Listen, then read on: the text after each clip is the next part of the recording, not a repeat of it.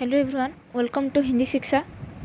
हम previous class में भीष्म साहनी के प्रसिद्ध कहानी चीफ की दावत, तो इस कहानी के मूल सारांश और समीक्षा के बारे में पढ़ रहे थे। तो अब कुछ उद्देश्य के बारे में जानेंगे। जिस कहानी के उद्देश्य क्या है ना, ये कहानी भीष्म साहनी के द्वारा रचित कहानी है। इस कहानी में क्या दिखने को मिलता है ना, नगरों महानगरों में रहने वाले मध्य वर्गों में पारिवारिक मूल्यों के प्रति बढ़ती अनास्था और पनप रही जो अवसरवादिता का चित्रण इस कहानी में दिखने को मिलता है। और क्या दिखने को मिलता है ना, मध्य वर्गीय अवसरवादिता और मानवीय मूल्यों के विघटन में मध्य वर्ग की भूमिका दिखने को मिलता है। और मध्य वर्ग में अपने स्वार्थ हेतु बढ़ती झूठी प्रदर्शन प्रियता और आधुनिकता के भूंडे अनुकरण के कारण और अपनों से दूर होते जाने की जो प्रक्रिया, ये दिखने को मिलता है। और क्या दिखने को मिलता है ना, पारिवारिक जीवन मूल्यों के विघटन के लिए जिम्मेदार व्यक्तिगत विकास की स्वार्थ निहित प्रवृत्तियों पर जो आलोचना किया गया है, ये दिखने को मिलता है। और तो समझ में आ रही है ना, तो ये सब चीफ की दावत कहानी में दिखने को मिलता है। तो और भी भीष्म साहनी के बारे में कुछ यहाँ पर दिया गया है। प्रगतिशील कहानीकार के रूप में भीष्म साहनी सर्वपरिचित व्यक्तित्व है। इनके जो उपन्यास है तमस, तो इस उपन्यास पर बने टीवी सीरियल ने लगभग 1 वर्ष तक लोगों को बांध कर रखा था। तमस उपन्यास को लेकर एक सीरियल बनवाया गया था। तो ये सीरियल ने लगभग 1 वर्ष तक ही लोगों को बांध कर रखा था। तो इसमें क्या है, तमस उपन्यास में क्या है ना, भारत पाकिस्तान के विभाजन से उत्पन्न भयंकर विभीषिका जो है, इसमें यथार्थपूर्ण के भाव से चित्रण किया गया है। और विभाजन से टूटते जो परिवार, छूटता परिवेश और दर दर की ठुकरे खाने को जो विवश स्त्री पुरुष बूढ़े बच्चे, तो उनके जीवन की जो त्रासदी है, ये त्रासदी भीष्म साहनी ने इस उपन्यास में किया है। और भीष्म साहनी ने कई कहानी संग्रह भी लिखे हैं। मैं ऑलरेडी बता चुकी हूँ प्रीवियस क्लास में, पटरियाँ, बांचू, भाग्यरेखा, पहला पाठ तथा भटकती राख, जिनकी प्रमुख कहानियाँ अमृतसर आ गया, कटघरे, चीफ की दावत, दहलीज, पटरियाँ, सिर का सदका, सफ़र, ये सब भीष्म साहनी के प्रमुख कहानियाँ हैं। तो इन कहानी में क्या दिखने को मिलता है ना, जितनी कहानियाँ मैंने कहा कि अमृतसर आ गया, कटघरे, चीफ की दावत, दहलीज, पटरियाँ, सिर का सदका, सफ़र, तो इसमें वर्गगत भेदभाव, आर्थिक जटिलताओं के साथ साथ चरित्र की कुंठित मनस्थिति, अंतर विरुद्ध और जीवन के कटु अनुभव की अभिव्यक्ति दिखने को मिलता है। तो इनकी कहानियों का एक निश्चित उद्देश्य रहता है, ठीक है। वो क्या है ना, मनुष्य का विषमता के विरुद्ध के किए जा रहे जो संघर्ष, यह संघर्ष दिखने को मिलता है।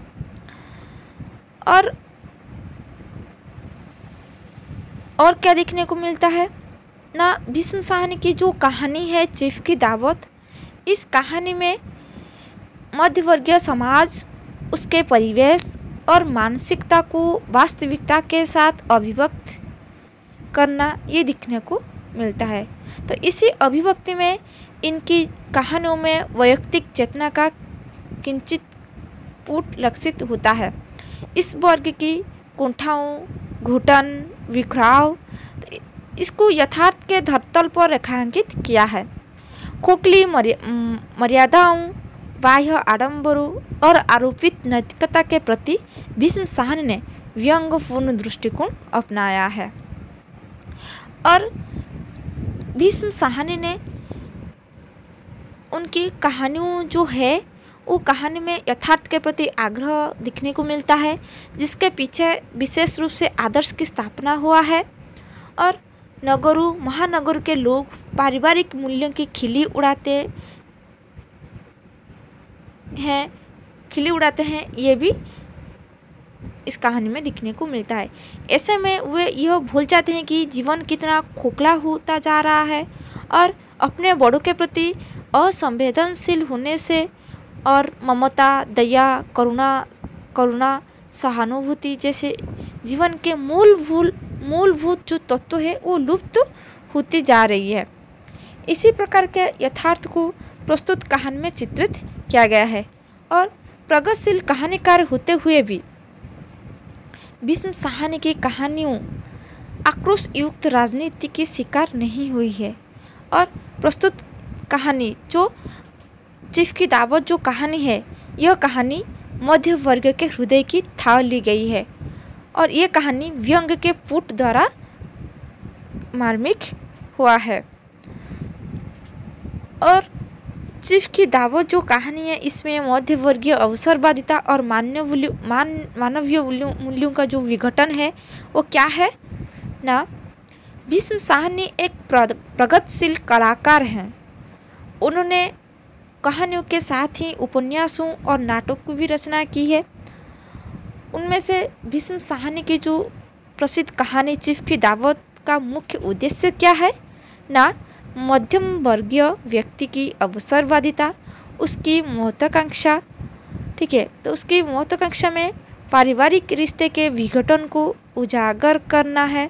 और मध्य वर्ग के व्यक्ति की यह सामान्य विशेषता है कि वह उच्च वर्ग में शामिल होने के अवसर की तलाश में रहता है, चाहे वो स्वयं निम्न वर्ग से मध्यम वर्ग में पहुंचा हो।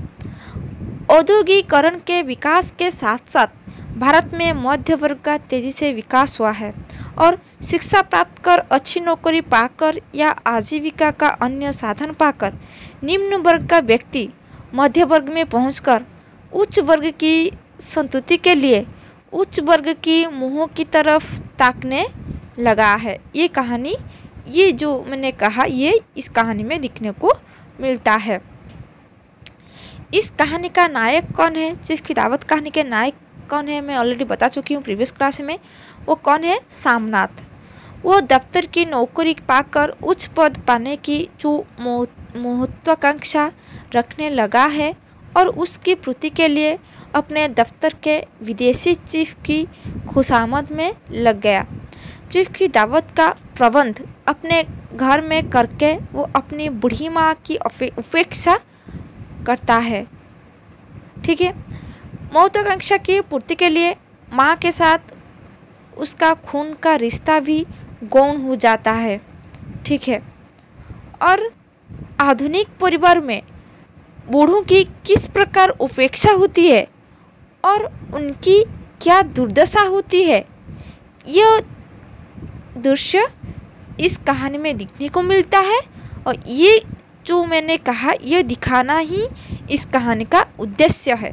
मतलब समाज में आधुनिक परिवार में जो बूढ़ों की जो जिस प्रकार उपेक्षा होती है और जिस प्रकार उनके ऊपर जो दुर्दशा होती है, तो यह भीष्म साहनी ने इस कहानी के माध्यम से दिखाया है। और ये सब इस कहानी का उद्देश्य ही है। आधुनिक देखने की चाह में मध्य वर्गीय व्यक्ति प्रदर्शन प्रिय हो गया और ये बूढ़ी माँ चीफ की दावत के समय प्रदर्शन योग्य वस्तु नहीं रहती है, ये इसमें दिखने को मिलता है, बल्कि कूड़े की तरह कहीं छिपाने की वस्तु हो जाती है। और इस छोटी प्रदर्शन प्रियता और छद्म आधुनिकता की कलात्मक व्यंजना इस कहानी में दिखने को मिलता है। और इस कहानी में पारिवारिक जीवन मूल्यों के विघटन को स्पष्ट करने के उद्देश्य को लेकर लिखी गई कहानी है। और लेकिन माँ की ममता और उसके महत्व की स्थापना के माध्यम से लेखक ने माँ के रूप तथा स्वस्थ पुरानी परंपरा को वरेण्य सिद्ध किया है। सामनाथ जिस माँ को उपेक्षित होने लायक वस्तु मान रहे हैं, उसी के माध्यम से उसकी पदोन्नति होती है, ये इस कहानी में दिखने को मिलती है। ठीक है। और इस कहानी के घटनाक्रम के विकास के आधार पर दो भागों में विभक्त किया गया है। ठीक है। यह कृत्रिम विभाजन है, पर अध्ययन की सुविधा के लिए ये विभाजन किया गया है। पहला भाग क्या है ना, पहला भाग में चीफ की दावत के लिए की जा रही तैयारी के दृश्य है। सामनाथ और उसकी पत्नी घर की सजावट, विशेषतः ड्राइंग रूम की सजावट के लिए विशेष चिंतित है। आधुनिक देखने के लिए और उच्च वर्ग के विदेशी चीफ की नज़रों में सुसंस्कृत देखने के लिए ये प्रदर्शन प्रियता हुआ है। ठीक है, उनके लिए आवश्यक हो गए हैं। और घर को सजाना सामान्यतः सुरुचि का परिचायक होती है। हर कोई अपने घर को और अपने बैठक को अच्छी दशा में देखना चाहता है। यह सुरुचि संपन्नता मानव का विशेष गुण है, बल्कि कहा जा सकता है कि इस आदिम सुरुचि से पशु जगत भी खाली नहीं है। तभी तो कुत्ता जहाँ बैठता है उस जगह को अपनी पूंछ से साफ कर लेता है। ठीक है। मतलब कहानी के प्रारंभ में ही सामनाथ की सुसंस्कृति संपन्नता की प्रवृत्ति हास्यास्पद प्रतीत होने लगती है। सुसंस्कृत और सुरुचि संपन्न होना एक बात है, पर वैसा दिखना दूसरी बात है, अर्थात प्रदर्शन प्रियता है। प्राय ऐसा होता है कि व्यक्ति में जिस गुण या जिस चीज़ का अभाव होता है या उसकी कमी होती है, उसका ही वो प्रदर्शन करता है। ठीक है, समझ में आ रही है। सामनाथ और उसकी पत्नी की यह तथाकथित रुचि संपन्नता और सांस्कृतिक बुद्ध है, वह अपने असली रूप में दिखाई देता है। जहाँ सामनाथ की बूढ़ी माँ उन दोनों के लिए कूड़े की तरह छिपाने की वस्तु बन जाती है। जब कूड़े और माँ में कोई अंतर नहीं रहता, तो वहाँ सुरुचि संपन्नता और आधुनिकता बुद्ध नहीं रहता है। व्यक्ति की फौड़ता और दुचापन प्रकट होता है। कहानी के इस भाग में कहानीकार ने सामनाथ के छद्म आधुनिकता बुद्ध संस्कृति के नाम पर उसकी प्रदर्शन प्रियता की प्रवृत्ति को स्वाभाविक और कलात्मक ढंग से प्रस्तुत किए हैं। तो इस कहानी में, इस कथाक्रम में आगे दिखा गया है कि जब सामनाथ को लगा कि घर में माँ को छिपा नहीं जा सकता और उसे पड़ोस की विधवा के घर में भेजने से भी उसकी नाक कट जाएगी, तब उसे ये चिंता सताने लगी कि चीफ के आने पर माँ कहाँ बैठेगी, कैसे बैठेगी, कौन से कपड़े पहनेगी और कौन सा जेवर पहनेगी।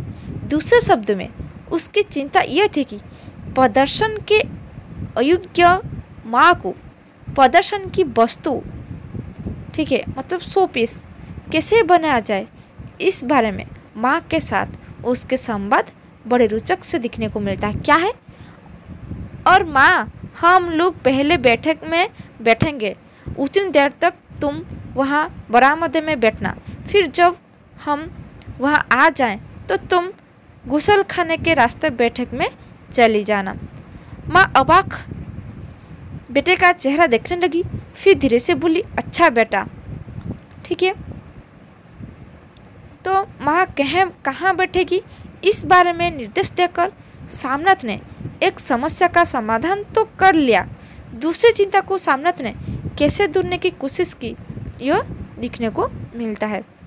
तो एक कुर्सी को उठाकर बरामद में कोठरी के बाहर रखते हुए सामनाथ ने बोला, आओ माँ, इस पर जरा बैठो। तो माँ माला संभालती पल्ला ठीक करते हुए उठी और धीरे से कुर्सी पर आकर बैठ गई। यूँ नहीं माँ, टांगे ऊपर चढ़ाकर नहीं बैठते, यह खाट नहीं है। माँ ने टांगे नीचे उतार ली।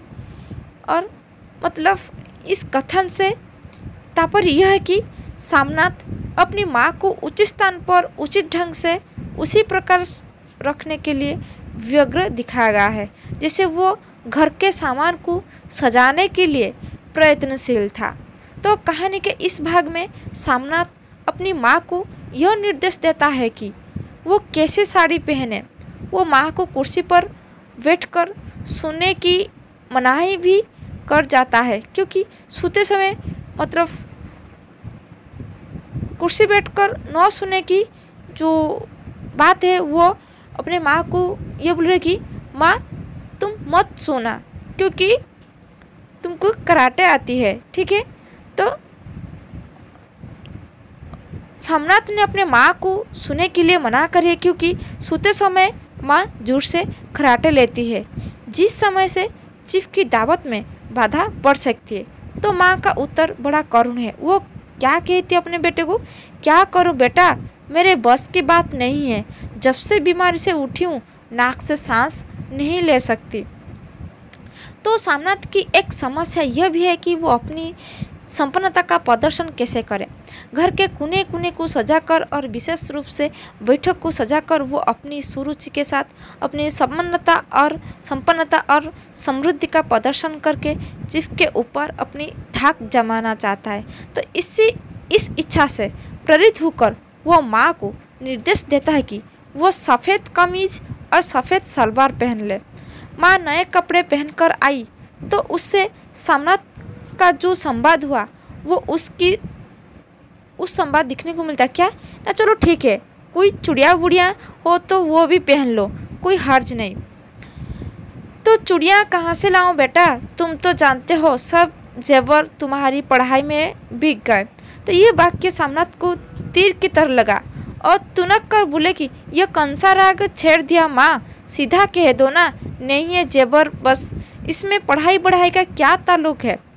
तो इस संवाद से यह स्पष्ट हो जाता है कि उसकी पढ़ाई में माँ ने जेवर बेचकर जो त्याग और वात्सल्य का प्रमाण दिया था उसके उल्लेख मात्र से वो खिन्न हो जाता है। कौन, सामनाथ ने। तो उसकी खिन्नता से लगता है कि वो अपने ऊपर किए गए माँ के एहसास को स्वीकार नहीं करता है और अपनी माँ के वात्सल्य का अपमान इन शब्दों में करता है कि जितना दया था उसमें दुगुना मैं ले लेना, क्योंकि माँ की ममता के मूल्यों को कभी चुकाया नहीं जा सकता, ठीक है। पर इस कहानी का सामनाथ माँ के एहसास को ना ही मानता बल्कि उसके वात्सल्य का अपमान भी करता है। कौन, सामनाथ ने। तो माँ ने अपनी विपन्नता का केवल संकेत किया था क्योंकि उसके पास कोई जेवर नहीं बचा था, पर अपनी समृद्धि के प्रदर्शन के नए मस्त सामनाथ माँ की विपन्नता के उल्लेख मात्र से तिलमिला गया। यह उसकी प्रदर्शन प्रियता के साथ उसकी शुद्धता का सूचक है। इसी प्रकार इस कहानी में प्रथम भाग में ही मध्यवर्गीय व्यक्ति के अवसरवादी चरित्र का उद्घाटन हो जाता है। तो इस कहानी के माध्यम से सामनाथ के माध्यम से कहानीकार ने पारिवारिक जीवन मूल्यों के विघटन और परिवार में बूढ़ों की दुर्दशा का चित्रण किया है। सामनाथ के घर में बूढ़ी माँ की जो दुर्दशा है वो अनेक परिवार में बूढ़ों की ही होगी, तो ये दिखने को मिलता है। उसके बाद इस कहानी के माध्यम से आधुनिकता, सुसंस्कृति का पाखंड और अवसरवादिता कैसे हैं देखिए। इस कहानी के दूसरे भाग में दावत के समय की स्थितियों, सामनाथ और उसकी पत्नी के खुशामंदपूर्ण व्यवहार, चीफ के सामने पड़ने पर माँ की जो विचित्र स्थिति, ये दिखने को मिलता है। दावत के समय भोजन से पहले शराब का दौर रात के लगभग 10:30 बजे तक चला। यह पश्चिम सभ्यता का सूचक है। इस कहानी का चीफ तो विदेशी है, पर अतिथियों में अन्य कई हिंदुस्तानी है, पर सब पश्चिम सभ्यता के रंग में रंगे दिखाए गए हैं। दावत में उपस्थित सभी पुरुष और महिलाएं बेहिचक शराब पीती हैं, और वह भी कई घंटों तक। चीफ की पत्नी हिंदुस्तानी औरत की दृष्टि का केंद्र बनी हुई है। शराब के नशे के बीच खुशामद हंसी कहों कहों की लहरें उठती गई, पर सामनाथ की माँ बरामदे में कुर्सी पर बैठी रही और थक कर सूख गई तो खराटे की आवाज़ आने लगी। तो कहानी के इस भाग में माँ की जो विचित्र स्थिति और उसकी जो विवशता, तो इस विवशता को बड़ी कुशलता से दिखाया गया है। बरामदे में कुर्सी पर बैठी सूती हुई और खराटे लेती हुई माँ आखिर चिक और स्थितियों से सामने पड़ गई। वही स्थिति सामने आ गई जिसे सामनाथ टालना चाहता था। माँ हड़बड़ा कर उठी। सामनाथ ने चीफ द्वारा माँ को नमस्ते कहने के जवाब में माँ को हाथ मिलाने का आदेश देता है। माँ ने अपना बाएं हाथ आगे कर दिया तो सब कह लगाने लगे। हाथ मिलाकर अभिवादन करना पश्चिम ढंग है, ठीक है, पर माँ को इसके लिए विवश किया गया, पर ऐसा करते हुए वो सबके उपहास का पात्र बन जाती है। कौन? सामनाथ की माँ। तो सामनाथ इतने पर संतुष्ट नहीं हुआ। चीफ ने माँ से पूछा, हाउ डू यू डू? तो सामनाथ ने अनपढ़ माँ से अंग्रेजी शब्द को दोहराने का आदेश दिया, पर जब माँ हो डू की कह सकी तो फिर कहे की आवाज़ गूंजी। माँ बेटे के आदेश का पालन करने और सबके उपहास के केंद्र बनने के लिए विवश थी। तो माँ की विवशता के कई करुण चित्र कहानी इस भाग में दिखने को मिलता है। सामनाथ चीफ की खुशामद में इतना सक्रिय है कि उसे खुश करने के लिए प्रयत्न में वो अपनी माँ का उपयोग करता है, ठीक है, और आवश्यक भी मानता है। तो चीफ की इच्छा जानकर वो माँ से गाने की फरमाइश भी कर बैठा है। यह भी माँ की विवशता बड़ी करुण हो उठी। मना करते करते भी उसे पंजाबी लोकगीत गाना पड़ा, और उसके गाने पर भी हंसी और कहों के स्वर तेज हो गए। इसी दृश्य को कहानीकार ने प्रस्तुत किया है कि बरामदा तालियों से गूंज उठा। साहब तालियां पीटना बंद ही न करते थे। सामनाथ की खींच प्रसन्नता और गर्व में बदल उठती। तो माँ ने पार्टी में नया रंग भर दिया था, ठीक है। तो माँ की विवशता सामनाथ के लिए प्रसन्नता और गर्व का कारण थी। तो यह प्रसन्नता कितनी झूठी है और गर्व कितना खोखला है, तो ये दिखने को मिलता है। कहानी के पिछले भाग पर ध्यान देने से स्पष्ट ये हो जाता है कि जहाँ सामनाथ की मुख्य चिंता यह थी कि माँ को चीफ की नज़र से कैसे दूर रखा जाए और उसे घर के कूड़े की तरह कहाँ छिपा जाए। तो कहानी के दूसरे भाग में एक और प्रसंग है जिसे स्थिति का विद्रूप और स्पष्ट हो जाता है। चीफ के सामने फुलकारी का उल्लेख हुआ तो सामनाथ ने माँ को फुलकारी दिखाने का आदेश डाला देता है। वो बेचारी अपनी पुरानी फटी फुलकारी ले आई है, तो माँ की विपन्नता का हाल फटी हुई फुलकारी बना रही थी। इसी स्थिति को कहानीकार ने यूँ भी प्रस्तुत किया है। तो साहब बड़ी रुचि से फुलकारी देखने लगे तो पुरानी फुलकारी थी, जगह जगह से उसके तांगे टूट रहे थे और कपड़ा फटने लगा था। तो साहब की रुचि देखकर सामनाथ बोले, यह फटी हुई है साहब, मैं आपको नया बनवा दूंगा, माँ बना देगी। क्यों माँ? साहब को फुलकारी बहुत पसंद है, इन्हें ऐसे ही एक फुलकारी बना दूंगी ना। तो माँ चुप रही, फिर डरते डरते धीरे से बोली कि अब मेरी नज़र कहाँ है बेटा, बूढ़ी आंखें क्यों देखेगी। मगर माँ का वाक्य बीच में ही तुरते हुए सामनाथ साहब से बोले, वो ज़रूर बना देगी, आप उसे देखकर खुश होंगे। तो इससे यह स्पष्ट दिखने को मिलता है कि सामनाथ माँ को नई फुलकारी लाकर नहीं दे सका, पर साहब के लिए वो नई फुलकारी बनवाने के लिए चिंतित है। तो साहब को फुलकारी पसंद है, यह बात उसके लिए अधिक महत्वपूर्ण है, ठीक है। और माँ की नज़र कमज़ोर है और नई फुलकारी बनाने के योग्य नहीं है, यह बात अक्षमणीय है सामनाथ के नज़र में। इसीलिए माँ की असमर्थता और उसकी मनाही की उपेक्षा करके वो उसे साहब के लिए नई फुलकारी बनाने का आदेश देता है, क्योंकि साहब उसे देखकर खुश होंगे। तो माँ की असमर्थता और विवशता के बावजूद सामनाथ को साहब की खुशी चाहिए। उसके माँ की कदर कुछ भी नहीं है उसके सामने। माँ के बारे में वो नहीं सोचती है, वो सामनाथ अपने साहब के बारे में सोचती है, साहब को खुशी करने के लिए चाहती है, माँ को नहीं। साहब खुश होंगे तो उसकी तरक्की होगी। इस कहानी का अंत बड़ा करुण और स्वाभाविक है। दावत के अंत में कहानीकार ने माँ की दयनीय अवस्था का जो चित्र खींचा है वो बड़ा करुण तथा मार्मिक है। दावत के बाद माँ अपनी कोठरी में चली गई और अश्रु की नदी में डूब गई। आधी रात के बाद बेटे ने कोठरी का दरवाज़ा खटकाया तो माँ का दिल बैठ गया।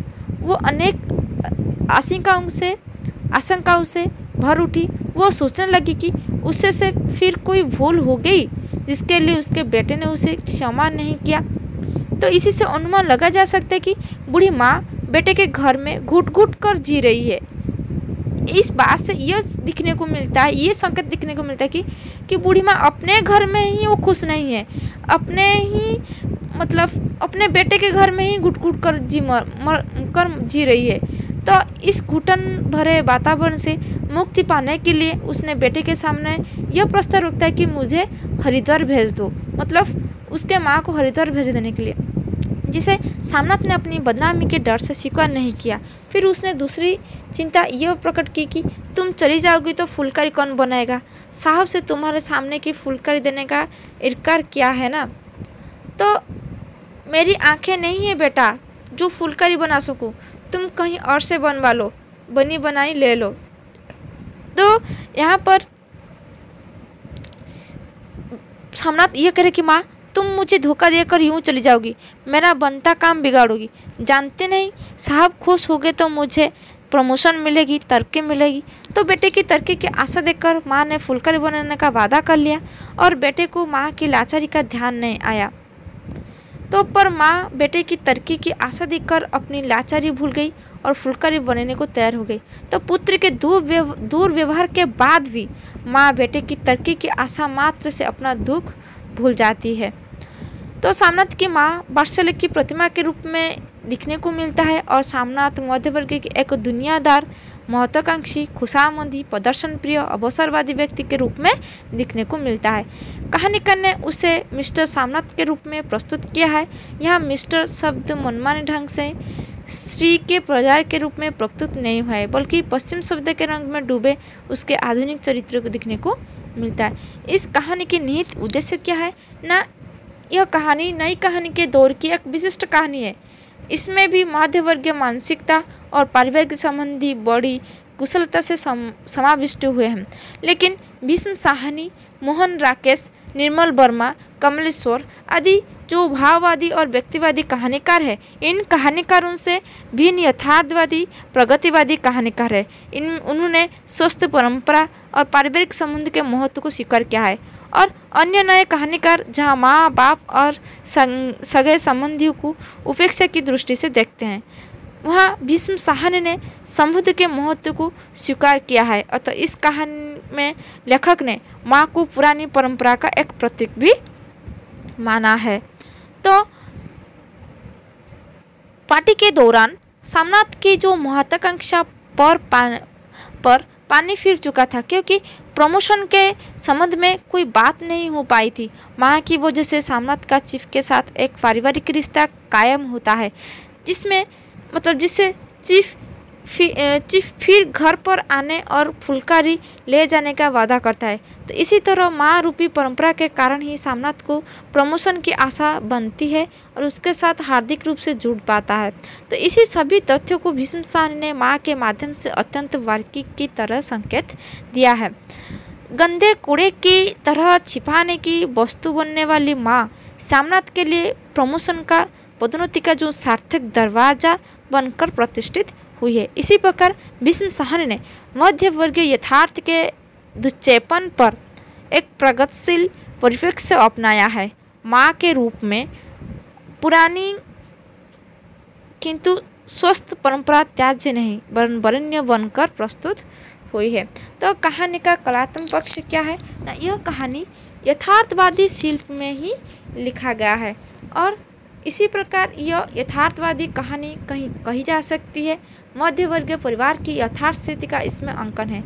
यथार्थ स्थिति के कई पक्ष इसमें उद्घाटित हुए हैं, जैसे मध्य वर्गीय व्यक्ति की अवसरवादिता, आधुनिकता का आडंबर, प्रदर्शन प्रियता, पारिवारिक रिश्तों के प्रति उपेक्षा, ये सब सामनाथ के व्यवहार से प्रकट हुई है। और साथ ही मध्य वर्गीय व्यक्ति की मानसिकता उसके व्यवहारों शब्दों के माध्यम से ही व्यक्त हुई है, जिससे यथार्थ चित्रण में मनोवैज्ञानिकता का समावेश भी हो गया है।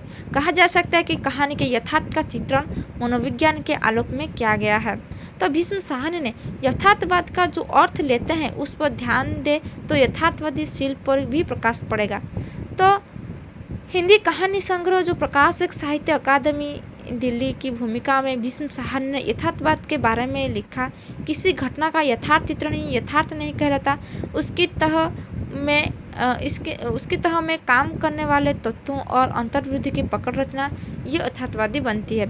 तो इस कहानी में चित्रित सामनाथ और उसकी पत्नी के व्यवहारों के पीछे छिपे जो स्वार्थी और अंतर्वृत्ति को लेखक ने कुशलता से सूचित किया है। विभिन्न प्रांतों से संबंधों में उनकी मनस्थितियाँ ध्वनित हो जाती है।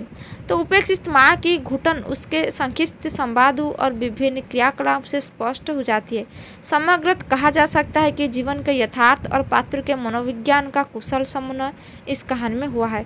चीफ की दावत कहानी में शहरी व्यक्ति की जो बोलचाल की जो भाषा है ये दिखने को मिलता है, जिसमें संस्कृत शब्द के बजाय उर्दू शब्दों तद्भव शब्दों के प्रति रुचि प्रकट हुआ है। तो भीष्म साहनी मिली जुली भाषा के प्रयोग से सिद्धांत किए हैं। भाषा के बारे में उनका दृष्टिकोण शुद्धतावादी नहीं है।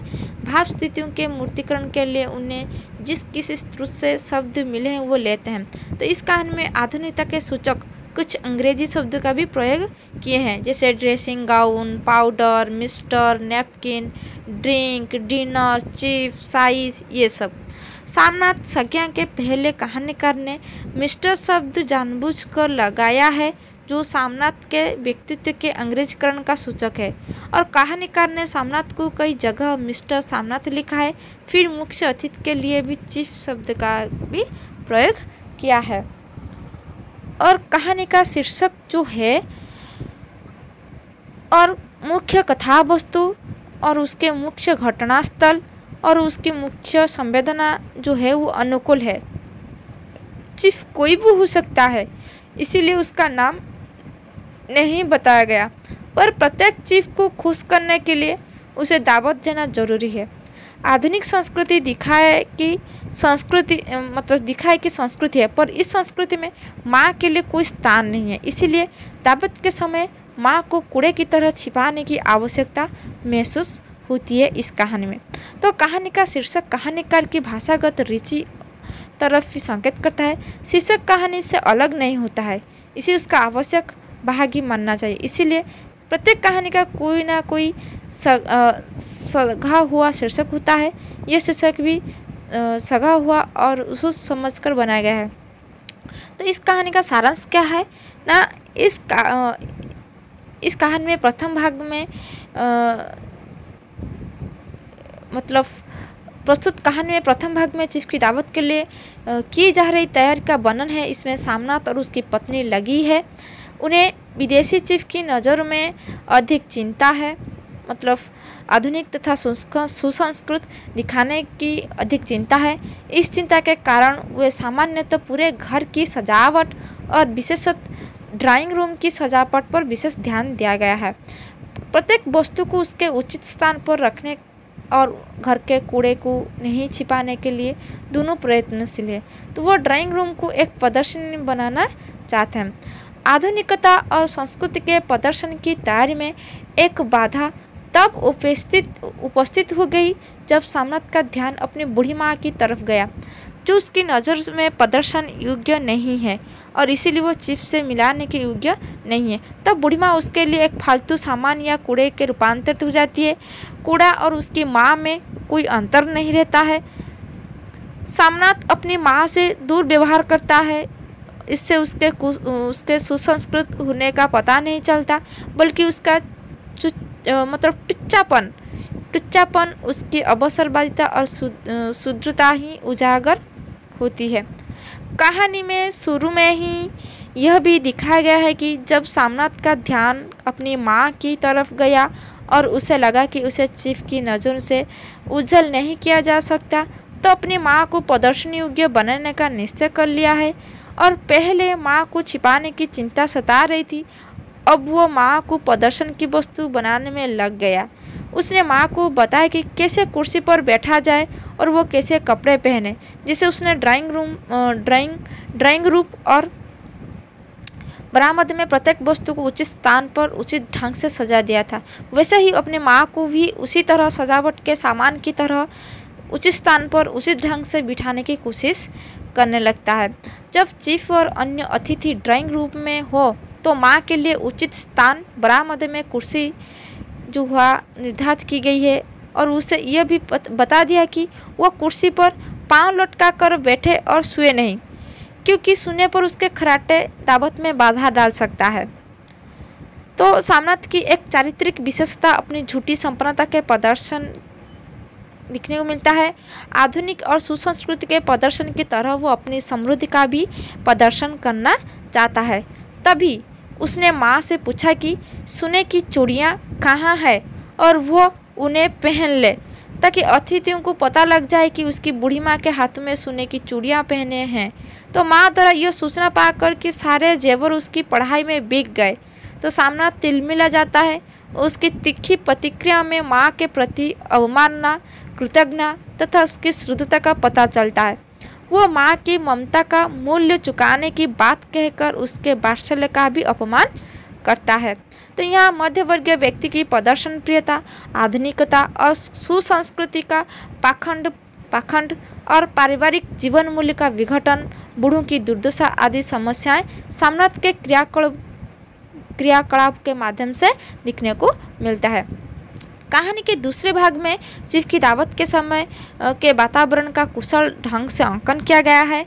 भोजन से पहले शराब का लंबा दौर रात के 10:30 बजे तक चलता है। तो सामनाथ और उसकी पत्नी की खुशामदपूर्ण व्यवहार परिस्थिति के अनुकूल रहता है। दावत में विदेशी अफसर सबकी दृष्टियों का केंद्र है और उसकी पत्नी जब महिला अतिथियों की आंखों की पुतली बनी हुई है तो दावत में सभी स्त्री पुरुष शराब पीते हुए दिखाए गए हैं। यह पश्चिम सभ्यता का सूचक है। शराब पीना, स्त्री पुरुष शराब पीना, ये पश्चिम सभ्यता का है। तो इस रंगीन वातावरण से अलग सामनाथ की बूढ़ी माँ बरामदे में कुर्सी पर बैठी थक कर सो गई और खर्राटे की आवाज़ वातावरण में गूंजने लगी। तो कहानी के इस भाग में माँ की जो विचित्र स्थिति है ये दिखने को मिलता है, वर्णन हुआ है इस कहानी में। और मदिरापान के लंबे सत्र की समाप्ति के बाद चीफ और अन्य अतिथि भोजन के लिए बरामदे में आए तो चीफ के सामने खर्राटे लेती माँ पड़ गई। तो सामनाथ ने माँ को चीफ का स्वागत करने के लिए कहा तो माँ ने हाथ जोड़ दिए, पर चीफ ने अपना हाथ बढ़ाया तो माँ को आदेश मिला कि वो साहब से हाथ मिलाए। तो उसने बायां हाथ आगे कर दिया, पर सबके उपहास और कहकों का केंद्र बन जाती है। तो चीफ द्वारा हाउ डू यू डू कहने पर सामनाथ ने अनपढ़ माँ को अंग्रेजी शब्द को दोहराने के लिए विवश करता है और उससे जब हाउ डू कहते हैं नहीं बना तो वो फिर सबके उपहास का पात्र बन गई। तो माँ की विवशता के कई करुण चित्र इस कहानी में दिखने को मिलता है। चीफ की इच्छा जान पर सामनाथ अपनी माँ से गाने की जो फरमाइश कर बैठा, मना करते करते भी उसे एक पंजाबी लोकगीत की कुछ पंक्तियाँ गानी पड़ी। यह सामनाथ के लिए प्रसन्नता और गर्व की बात थी, क्योंकि माँ ने पार्टी में नया रंग भर दिया था। कहानी के उस मूड पर बूढ़ी माँ की स्थिति और भी निरीह हो गई जब उसके बेटे ने आदेश दिया कि चीफ को अपनी फुलकारी दिखा दे। तो उसने पुरानी फटी हुई फुलकारी आगे कर दी। तो साहब ने फुलकारी में थोड़ी रुचि दिखाई तो सामनाथ ने तुरंत वादा कर लिया कि माँ उसके लिए नई फुलकारी बना देगी। तो उसकी सबसे बड़ी चिंता साहब को मतलब उसकी सबसे जो बड़ी चिंता है वो साहब को खुश करने की थी। तो साहब की खुशी पर उसने अपनी बूढ़ी माँ, लाचार माँ की भी विवशता और कमजोर आंखों को न्योछावर कर दिया। दिखने को नहीं मिला कि अपनी माँ की विवशता क्या है, लाचार क्या, ये दिखने को नहीं मिला सामनाथ के आंखों में। सिर्फ दिखने को मिला कि कैसे अपने बॉस को खुशी करें।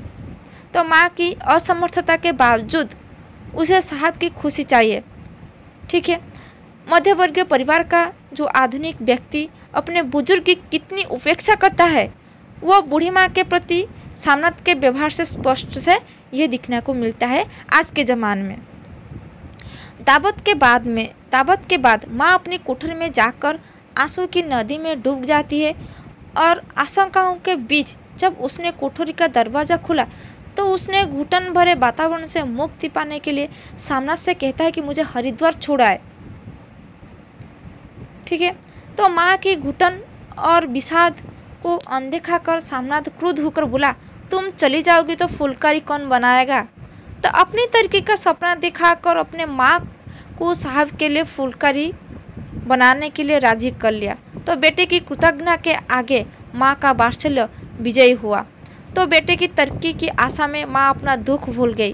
तो कहानी का अंत करुण है, पर माँ की ममता को गौरवान्वित कर जाता है। ठीक है, तो ये इस कहानी में दिखने को मिला। तो आप सभी को आई होप समझ में आ चुकी होगा। तो ठीक है, कैसे लगा ये कहानी? बहुत अच्छी कहानी है। आज के ज़माने में परिवार में जो हो रही है कि बूढ़े लोगों को जो सम्मान नहीं मिलता है, नए मतलब आज के नए ज़माने के लोग अपने खुशी के लिए वो मतलब अपने खुशी के लिए, अपने शांति के लिए वो अपने पिता माता को वो अनाथ आश्रम को वृद्धाश्रम को छोड़ देते हैं, क्योंकि वो नहीं चाहते कि हमारे पास वो वृद्धे लोग रहें। तो ये नहीं चाहते हैं आज के ज़माने युवक युवती। ठीक है,